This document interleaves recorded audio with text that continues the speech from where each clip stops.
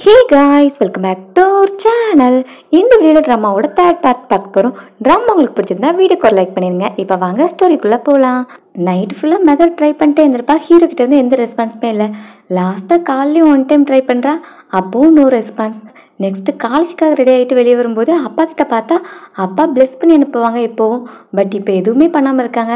அவளை பார்த்ததும் அப்பா சாப்பிடாம எழுந்திருக்கிறாங்க. நைட்லேருந்து எதுவுமே சாப்பிடல. இதெல்லாம் கேட்டது ஹீரோயின் கஷ்டமாக இருக்குது. நீங்கள் ஃபரத் வீட்டில் பேசுங்க, நான் அவனை மேரேஜ் பண்ணிக்கிறதுக்கு ரெடியாக இருக்கேன் அப்படின்னு சொல்லிட்டு ஹீரோயின் போகிறா. பொண்ணு தன்னோட பேச்சு கேட்டுட்டாங்கிறது தான் அவங்களுக்கு சந்தோஷம்.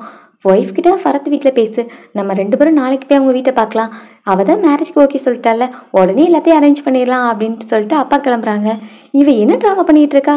ஃபஸ்ட்டு ஃபரத்தோட அலையன்ஸ் வரும்போது மூஞ்செல்லாம் சோகமாக வச்சுட்டு சுற்றிட்டு இருந்தா. அப்புறம் நான் சப்ரிஸ் தான் மேரேஜ் பண்ணுவேன்னு சொன்னா, இப்போ மறுபடியும் ஃபரத்தை மேரேஜ் பண்ணிக்க போகிறேன்னு சொல்கிறா. இவ வேற எதுவும் பெருசாக பிளான் பண்ணுறாளோ அப்படிங்கிற மாதிரி அம்மா கிட்ட கேட்டால், அது எப்படி எனக்கு தெரியும், நானும் உன் கூட தான் இருக்கேன். அவளோட தப்பை அவள் சீக்கிரமே ரியலைஸ் பண்ணிட்டா. இதுக்கு நம்ம கடவுளுக்கு தான் தேங்க்ஸ் சொல்லணும் அப்படின்ட்டு அம்மா போகிறாங்க. எனக்கு என்னமோ அது சரியா தெரில அப்படின்னு தன்னோட ஃபியான்சி உஸ்மானுக்கு கால் பண்ணி எல்லாத்தையும் சொல்கிறா. என்ன வாங்கவா அப்படி பண்ணா, அதுவும் காலேஜில் வேற பையன் கூட அஃபேர் வச்சுருந்தாளா அப்படின்ட்டு அவனும் ஷாக் ஆகிட்டு கேட்குறான். பார்க்க தான் இன்னசென்ட் மாதிரி இருந்திருக்கா, பட் எல்லா வேலையும் எங்களுக்கு தெரியாமல் பார்த்துருக்கா அப்படின்னு சொன்னதும் அவனுக்கு சந்தோஷம். இப்போவாது உங்கள் அப்பாவோட நோஸ் கட்டாச்சே, என்னையாவது ஒன்றையாவது திட்டமாக இருப்பாங்க. அப்புறம் அவர் ரிச்சனை பையனை பிடிச்சதுனால தான் நம்ம முன்னாடி கெத்து காமிச்சிட்டு இருந்திருப்பா. ஃபரத் கூட இந்த மேரேஜ் எப்படியாவது பிரச்சனை இல்லாமல் முடிஞ்சிடணும், அப்போ தான் நம்ம மேரேஜ் நடக்கும், இல்லைன்னா அதுலேயும் வில்லி மாதிரி வந்து நிற்பா அப்படிங்கிற மாதிரி பேசிகிட்டு இருக்காங்க. ஹீரோயின் காலேஜுக்கு போனதாங்க சப்ரிஸை பார்க்குறா. அவங்க வரலங்கிறது தெரியுது. எங்கள் வீட்டில் ஹீரோ ரூம்குள்ளே இருந்துட்டு வெளியே வரல, பரவாயில்ல 1 or 2 days சாப்பிடாம இருந்தால் ஒன்றும் பிரச்சனை இல்லை அப்படின்னு அம்மாவும் அது கேஷுவலாக விடுறாங்க. என்னம்மா இப்படி சொல்கிறீங்க, அவன் தான் அந்த பொண்ணு வீட்டுக்கு வந்து பேசுனால, நானும் உங்களை கன்வின்ஸ் பண்ண ட்ரை பண்ணேன், ஏன் இப்படி அடமெண்ட்டாக இருக்கீங்க, அவனோட லைஃப் தானே, அவனோட சாய்ஸ் இருக்கட்டும் அப்படிங்கிற மாதிரி அண்ணன் சப்போர்ட் பண்ணுறான். அண்ணன் தம்பி 2 பேரும் என்ன நினச்சிட்டு இருக்கீங்க, 2 பேரும் வீட்டுக்கு தேவையில்லாத ஆணையை தான் தூக்கிட்டு வருவீங்களோ அப்படின்னு அவங்க மருமகளை தாக்கி பேசுகிறாங்க. ஏன் மேட்ரை விடுங்க, இப்போ சப்ரிஸை பற்றி பேசுங்க.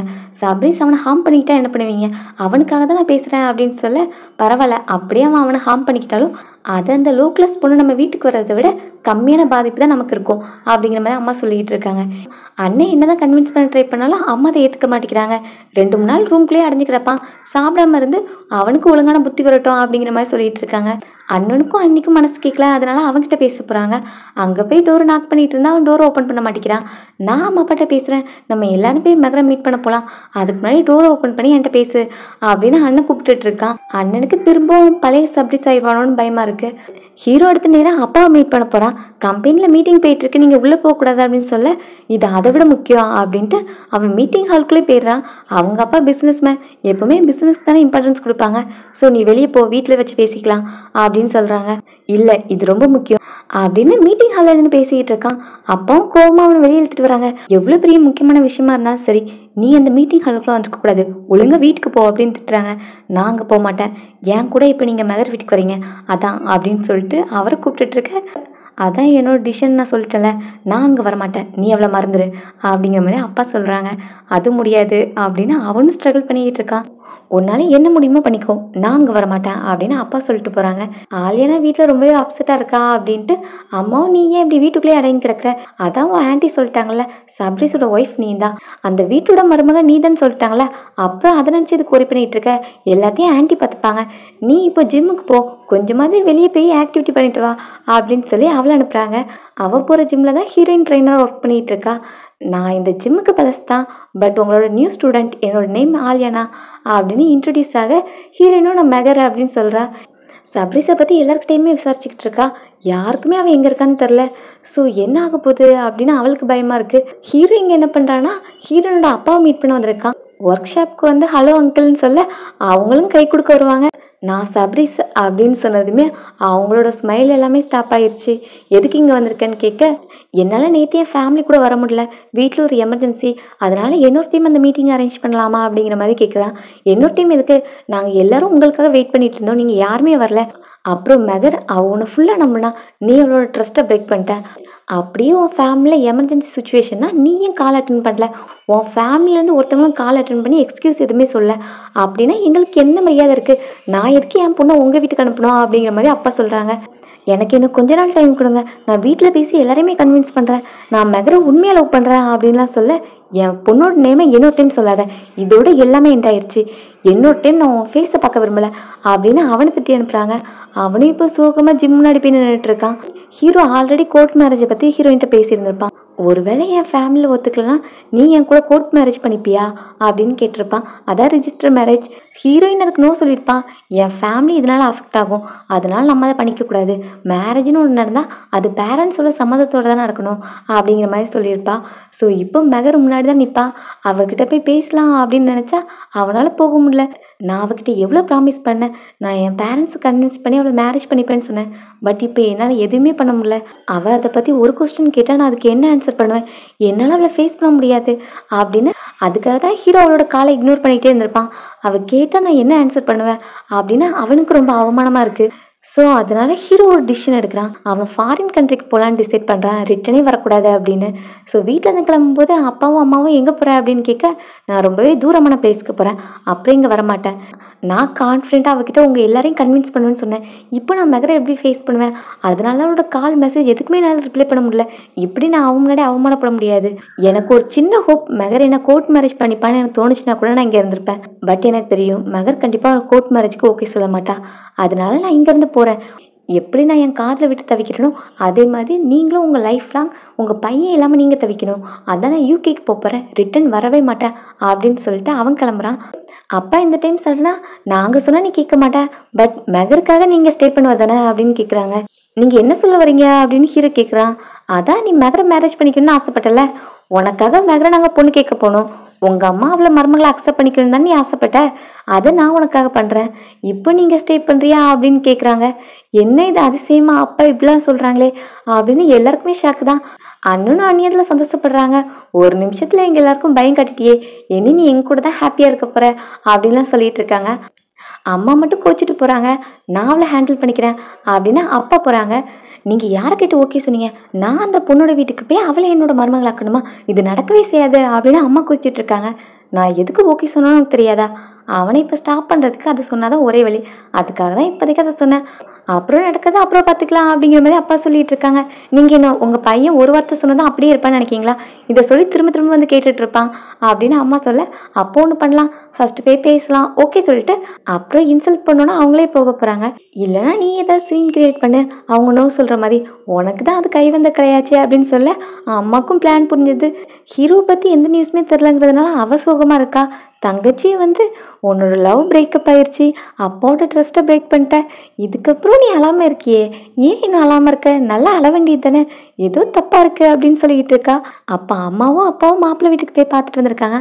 ஸோ மேரேஜை கன்ஃபார்ம் பண்ணிட்டோம் அப்படின்னு வந்து சொல்ல இப்போ தான் ஹீரோயினுக்கு அழுகையாக வருது. இவ்வளோ ஹாப்பி நியூஸை கொண்டு வந்திருக்கீங்க, பட் ஸ்வீட் வாங்கிட்டு வரலையா அப்படின்னு கேட்டுட்டு இருக்கா. என்ன இது, மேரேஜ் தான் ஓகே பண்ணியிருக்கோம், இன்னும் டேட் ஃபிக்ஸ் பண்ணல, ஃபிக்ஸ் பண்ண பிறகு எல்லாத்தையும் பார்த்துக்கலாம் அப்படிங்கிற மாதிரி அம்மா சொல்கிறாங்க. இது என்ன சாதாரண மேட்ரா, நான் இப்போத்துலேருந்தே ஷாப்பிங்லாம் ஆரம்பிக்கணும்ல அப்படின்னு சாரா செம எக்ஸைட்மெண்ட்டில் இருக்கா. ஹீரோயின் உட்காந்து அழுதுட்டு இருக்கா. நெக்ஸ்ட் டே காலேஜில் சப்ரி சடனாக வந்து ஹீரோயின்ட்ட பேசிக்கிட்டு இருக்கான். வா நான் உங்ககிட்ட தனியாக பேசணும் அப்படின்னு அவளை கூப்பிட்டு, நான் எதுக்கு உன் கூட வரணும், நீ என் ஃபேமிலி அசிங்கப்படுத்தினேன், நாங்கள் எல்லாரும் உனக்காக வெயிட் பண்ணிட்டு இருந்தோம், நீ வரல, இப்போதைக்கு என்கிட்ட பேச வந்திருக்க அப்படின்னு அவள் கோவப்படுறா. உன்னோட கோவம் நியாயமானது தான் எனக்கு புரியுது, பட் என்னோட ஃபேமிலியை கன்வின்ஸ் பண்ணுறதுக்கு எனக்கு டைம் ஆயிடுச்சு, அம்மா இப்போ ஓகே சொல்லிட்டாங்க, இன்றைக்கே உங்கள் வீட்டுக்கு வந்து பேச வராங்க அப்படின்னு ஹீரோ ஹாப்பியாக சொல்கிறான். வேண்டாம் அவங்க வர வேண்டாம் அப்படின்னு ஹீரோயின் சொல்கிறா. எதுக்காக அப்படின்னு கேட்டால், நான் ஃபரத்தோட ப்ரப்போசலுக்கு ஓகே சொன்னேன், எங்கள் வீட்லேயே மேரேஜ் ஃபிக்ஸ் பண்ணிட்டாங்க அப்படின்னு சொல்கிறா. இல்லை நீ அப்படி சொல்லக்கூடாது, நான் ஆல்ரெடி சொல்லிட்டேன், நீ என்ன நினச்ச, நீ உனக்கு இஷ்டப்பட்ட டைமுக்கு வருவேன், அது வரைக்கும் நான் உனக்காக வெயிட் பண்ணிட்டு இருப்பேன்னு நினச்சியா, நான் ஆல்ரெடி எங்கள் அப்பாவோட ட்ரஸ்ட்டை பிரேக் பண்ணி லவ் பண்ணி அதிலே பெரிய தப்பு பண்ணிட்டேன், என்னோட தைரியத்தை வர வச்சு உனக்காக எங்கள் அப்பா கிட்ட பேசி உனக்காக நான் டைம் வாங்கி தந்தேன், பட் நீ என்ன பண்ண, ஒரு காலுக்கு ரெஸ்பாண்ட் பண்ணாமல் நீ ஓடி போயிட்ட, இப்போ வந்து நீ என்கிட்ட இதெல்லாம் பேசாத அப்படின்னு ஹீரோயின் சொல்கிறா. நான் இதை அக்செப்ட் பண்ணிக்க மாட்டேன், நம்ம 2 பேர் தான் லவ் பண்ணுறோம், ஸோ நீ என்ன மட்டும் தான் மேரேஜ் பண்ணிக்க முடியும், ஜஸ்ட் மேரேஜ் தானே ஃபிக்ஸ் பண்ணியிருக்காங்க, ஒன்று நான் அவனை மேரேஜ் பண்ணிக்க விட மாட்டேன், இன்றைக்கி எங்கள் அம்மா வருவாங்க, ஸோ அதுக்காக வெயிட் பண்ணிட்டுரு அப்படிங்கிற மாதிரி சொல்லிட்டு போகிறான். அதே மாதிரி ஹீரோட அம்மா வீட்டுக்கு வராங்க. மெகர் யார்கிட்டையுமே இன்ஃபார்ம் பண்ணல, வந்ததும் நான் மெகரை பக்கம் வந்தேன் அப்படின்னு சொல்ல ஹீரோயினும் நான் தான் மெகர்னு போய் நிற்கிறா. என் பையனை நீ எப்படி மயக்கினான்னு தெரில, அதான் உங்ககிட்ட அப்படி என்ன இருக்குன்னு பார்த்துட்டு போகலான்னு வந்தேன் அப்படின்ட்டு அவங்க கொஞ்சம் தப்பாகவே பேசுகிறாங்க. நீங்கள் ஏன் என்னோட பொண்ணுக்கிட்ட இந்த மாதிரிலாம் பேசிகிட்டு இருக்கீங்க அப்படின்னு அம்மா அப்பா கேட்குறாங்க. அதான் சொன்னல, உங்கள் பொண்ணு ஏதோ என் பையனுக்கு பாய்சன் கொடுத்துருக்கா, அதான் லவ்ங்கிற பாய்சன். அதனால என் பையனும் கொஞ்சம் டிஃப்ரெண்ட்டாக பிஹேவ் பண்ணுறான். நான் ஆல்ரெடி என்னோட பெஸ்ட் ஃப்ரெண்ட் பொண்ணுக்கும் என் பையனுக்கும் மேரேஜ் ஃபிக்ஸ் பண்ணிட்டேன். அவங்க 2 பேருக்கு தான் மேரேஜ் நடக்க போகுது. அதுக்கு இடையில வந்து உங்கள் பொண்ணு தான் பிரச்சனை பண்ணிகிட்டு இருக்கா. அதான் வார்ன் பண்ணிட்டு போகலான்னு வந்தேன். நீங்களும் அவளோட பேரண்ட்ஸ் தானே, கொஞ்சம் சொல்லி வைங்க. அவளோட அளவுக்கு மீறி ஆசைப்படக்கூடாது. நீ 3க்கு ஆசைப்படுற, அந்த 3 எப்போவுமே உன் வீட்டு பக்கம் வராது அப்படிங்கிற மாதிரி ஹீரோவோட அம்மா டைலாக்லாம் பேச, அப்போவும் நீங்கள் என் பொண்ணை பற்றி தப்பாக பேசிகிட்டு இருக்கீங்க. என் பொண்ணுக்கு ஆல்ரெடி நாங்கள் மேரேஜ் ஃபிக்ஸ் பண்ணிட்டோம். ஸோ உங்கள் பையன் உங்களை டிஸ்டர்ப் பண்ணிகிட்டு இருந்தானா நீங்கள் அவனுக்கு அட்வைஸ் பண்ணுங்கள். என் பொண்ணுக்கிட்ட வந்து இந்த மாதிரிலாம் பேசாதீங்க அப்படின்னு சொல்ல, அம்மாவுக்கும் இப்போ தான் ஹாப்பியாக இருக்குது. நீங்கள் எனக்கு ஒரு சந்தோஷமான செய்தி கொடுத்துருக்கீங்க. சீக்கிரமே அவளை மேரேஜ் பண்ணி அனுப்பிடுங்க. அப்போ தான் என் பையனோட லைஃப்பும் நல்லாயிருக்கும் அப்படின்னு சொல்லிட்டு அம்மா கிளம்புறாங்க. ஸோ அவங்க வந்ததுக்கான ரீசன் ஹீரோனோட ஃபேமிலியை அவமானப்படுத்துறது. ஸோ அவங்க வந்ததுக்கான இன்டென்ஷன் கம்ப்ளீட் ஆயிடுச்சு. ஹீரோயினை கூப்பிட்டு கேட்குறாங்க, நீ தான் அதுக்கு காரணமா? அவங்க எப்படி இங்கே வந்தாங்க அப்படின்னு ஹீரோயினை கேட்குறாங்க. நான் உண்மையாக யாரையும் இன்வைட் பண்ணல அப்படின்னு ஹீரோயின் சொல்கிறா. அது எப்படி கூப்பிடாம ஒரு இடத்துக்கு வருவாங்க? நீ தான் ஏதோ பண்ணியிருக்க, நான் எப்படி உன்னோட பேச்சை நம்புவேன் அப்படின்னு எல்லாரும் அவன் மேலே தான் சந்தேகப்படுறாங்க. அவளும் நான் கிளியராக சப்ரைஸ்ட்டு நோ தான் சொன்னேன். அவன் நான் சொல்லியும் கேட்காம தான் அவங்க அம்மா அனுப்பியிருக்கான் அப்படின்னு ஹீரோயின் சொல்கிறா. இந்த அவமானத்தெல்லாம் நான் பார்க்கணுமா? எல்லாம் ஒரு நாள் தான். ஃபரத் வீட்டுக்கு தெரிஞ்சால் எப்படி மேரேஜ் நடக்கும்? அவங்க நம்ம ஃபேமிலியை பற்றி என்ன நினைப்பாங்க அப்படின்னு ஹீரோயின் திட்டு விழுது. தங்கச்சியும் ஒழுங்காக ஃபரத்தை மேரேஜ் பண்ணிட்டு இங்கேருந்து போயிரு. மறுபடியும் என்னோட கல்யாணத்தில் நீ பிரச்சனை பண்ண அப்புறம் நான் பார்த்துட்டு இருக்க மாட்டேன் அப்படின்னு அவளும் கோவத்தில் கத்துறா. ஹீரோ அம்மாவுக்கு கால் பண்ணிக்கிட்டே இருக்கான். எதுக்கு அம்மா தனியாக போனாங்க? எல்லாரும் சேர்ந்து போகிறது தானே பேச்சு, எதுக்கு அவங்க மட்டும் போனாங்க? அங்கே என்ன நடந்துச்சுன்னு தெரியலையே அப்படின்னு திரும்ப திரும்ப கால் பண்ணிக்கிட்டே இருக்கான். அம்மாவும் இப்போ வீட்டுக்கு வராங்க. எத்தனை டைம் தான் கால் பண்ணுவேன்? அதான் நான் மெகர் வீட்டுக்கு போயிருக்கிறோன்னு தெரியும் தானே, அப்புறம் எதுக்கு இத்தனை டைம் கால் பண்ண அப்படின்னு கேட்குறாங்க. நீங்கள் மேரேஜை பற்றி பேசுனதுக்கு அவங்க என்ன சொன்னாங்க அப்படின்னு ஹீரோ கேட்குறான். நான் ஓன் பேச்சை கேட்டு பொண்ணு கேட்க போனேன். அவங்க பொண்ணுக்கு ஆல்ரெடி அவங்க மேரேஜ் ஃபிக்ஸ் பண்ணிட்டாங்களாம், நெக்ஸ்ட் மந்த் மேரேஜ்னு சொன்னாங்க அப்படின்னு அம்மா சொல்கிறாங்க. சரி அது இருக்கட்டும், உங்களோட ப்ரப்போசலுக்கு என்ன சொன்னாங்க அப்படின்னு ஹீரோ மறுபடியும் கேட்குறான். ஏன் அந்த பொண்ணு உங்கள்கிட்ட ஆல்ரெடி இந்த மேரேஜை பற்றி சொன்னாலா அப்படின்னு கேட்க, நான் சொன்ன டைமுக்கு என்னோட பேரண்ட்ஸை கூப்பிட்டு போலன்னு அவளோட வீட்டுக்கு வந்து ப்ரப்போசலாக ஓகே சொல்லிட்டான் அப்படிங்கிற மாதிரி அவன் சொல்கிறான். அந்த பொண்ணு இப்போவே எப்படி இருக்குன்னா கல்யாணத்துக்கு அப்புறம் ஒன்று அவளோட கண்ட்ரோலில் வச்சுப்பா அப்படிங்கிற மாதிரி அம்மா சொல்கிறாங்க.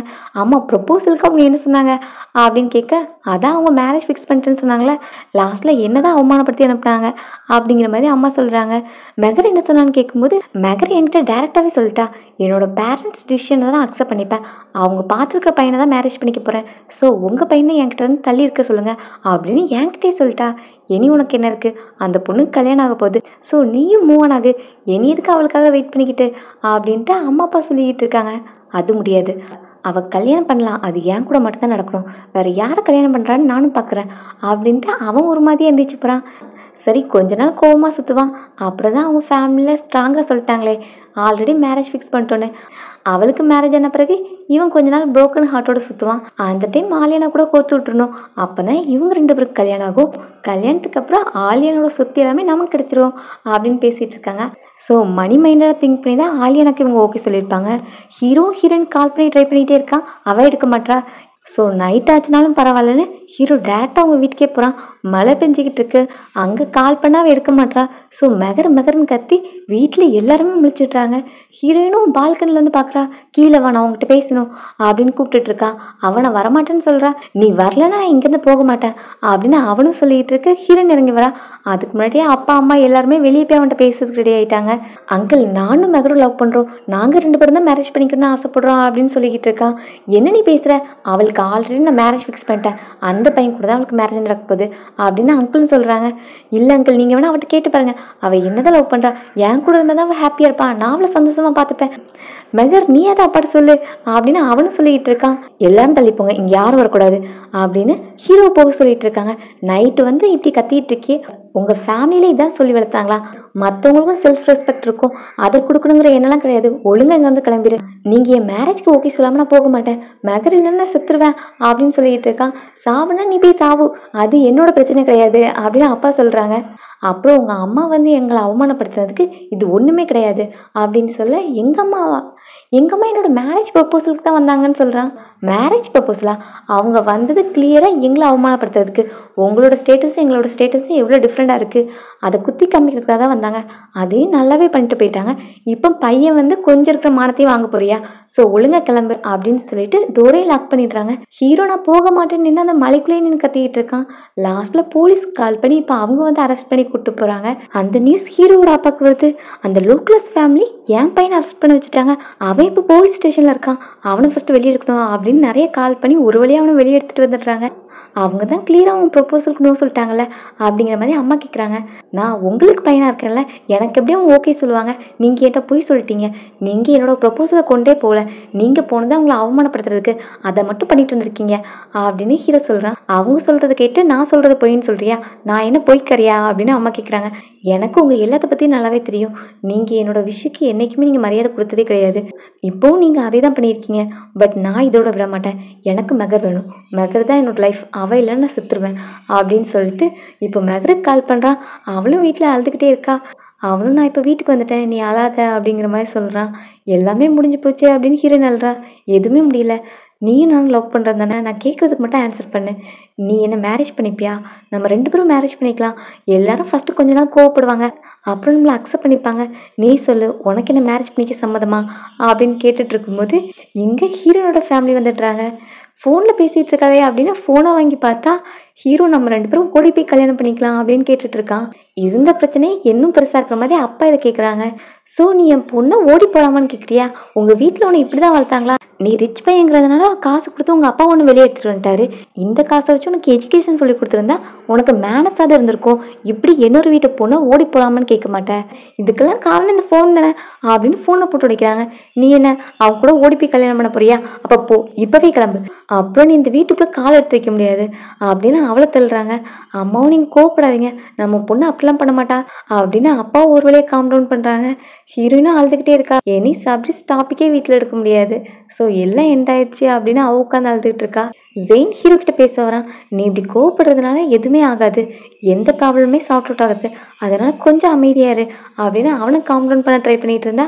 இதுக்கெல்லாம் காரணம் அம்மா அப்பா தான், அவங்களுக்கு பையனாக பிறந்ததுனால தான் எனக்கு இவ்வளோ பிரச்சனையும், மெகர் என்னை விட்டு போக போகிறா, அவள் இல்லைன்னு நான் செத்துருவேன், ஏன் யாருமே புரிஞ்சிக்க மாட்டுறாங்க, அம்மா அப்பா மெகரோட வீட்டில் யாருமே புரிஞ்சிக்க மாட்டுறாங்க, நாங்கள் 2 பேரும் ஒருத்தர் லவ் பண்ணுறோம், நாங்கள் 2 பேரும் ஒருத்தர் இல்லைனா ஒருத்தர் செத்துருவோம் அப்படின்லாம் ஹீரோ சொல்லிகிட்டு இருக்கான். சரிடா கோவப்படாத, நீ இப்போ எவ்வளோ ஸ்ட்ராங்காக இருக்க, அதே மாதிரி அந்த பொண்ணுக்கிட்டே சொல்லு, அவளுக்கு வர ப்ரொபோசல் எல்லாத்தையும் ரிஜெக்ட் பண்ண சொல்லு, எந்த பொண்ணையும் ஃபோர்ஸ் பண்ணி மேரேஜ் பண்ணி வைக்க முடியாது, எல்லா ப்ரொபோசலும் ரிஜெக்ட் ஆகிட்டே இருந்துச்சுன்னா அவளோட ஃபேமிலியை அண்டர்ஸ்டாண்ட் பண்ணிப்பாங்க, ஒன்லி ஆப்ஷன் நீ தானே, உனக்கு கல்யாணம் பண்ணி வச்சிருவாங்க, ஸோ இதை மட்டும் நீங்கள் பண்ணால் போதும் அப்படிங்கிற மாதிரி அண்ணன் சொல்கிறான். ஆலியானுக்கும் ஹீரோ லாக்கப்பில் இருந்த மேட்டர் தெரிய வருது.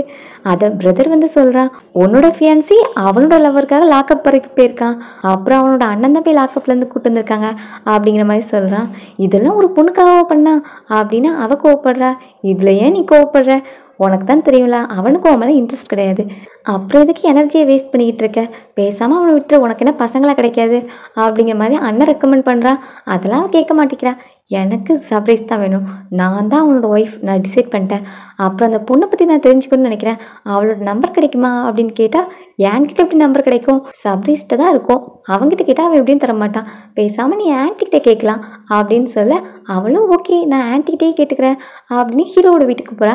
அங்கே சர்ப்ரைஸோட ரூமுக்கு தான் ஃபஸ்ட்டு போகிறா.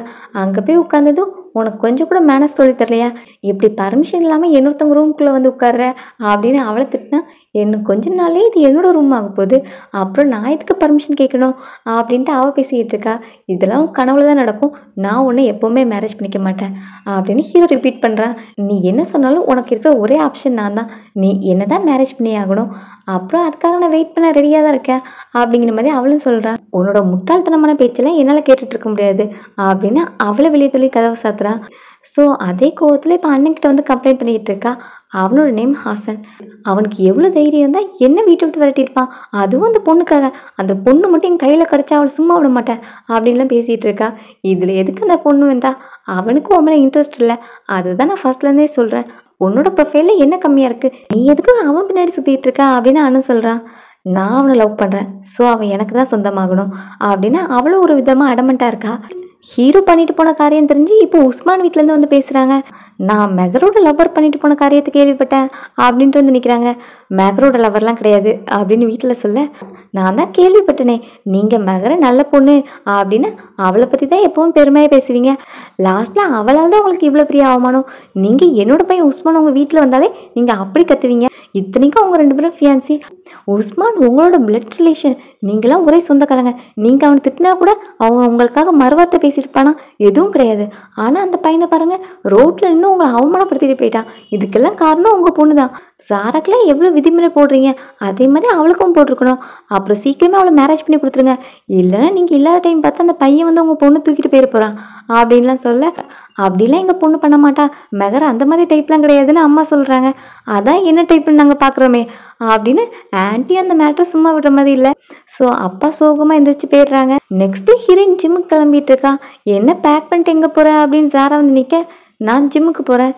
சரி, யாரோட பர்மிஷனில் போகிற அப்படின்னு கேட்டால், அம்மா தான் பர்மிஷன் கொடுத்தாங்கன்னு சொல்கிறா. என்ன அம்மா பர்மிஷன் கொடுத்தாங்களா அப்படின்னு அம்மாவை கூப்பிட்டு, அப்பா அவளோட மொபைலை உடைச்சிருக்காங்க.